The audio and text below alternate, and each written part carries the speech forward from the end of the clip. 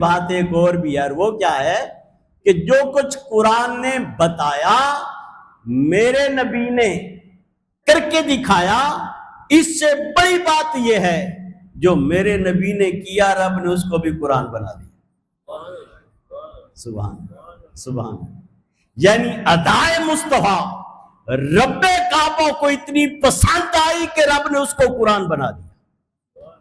سیرت طیبہ، سنت رسول، میرے نبی کا خلق، اخلاق ایسا اچھا لگا اللہ تعالیٰ کو کہ اللہ تعالیٰ نے اس کا ذکر بھی قرآن میں۔ میرے نبی سو گئے تو قرآن بن گیا، اٹھ بیٹھے تو قرآن بن گیا، کمبل مبارک لیا تو قرآن بن گیا، چادر مبارک لی تو قرآن بن گیا، بول پڑے تو قرآن بن گیا، خاموش ہو گئے تو قرآن بن گیا۔ صحابہ کرام رضوان اللہ تعالی علیہم اجمعین کے جھرمٹ میں جلوہ گر ہو گئے۔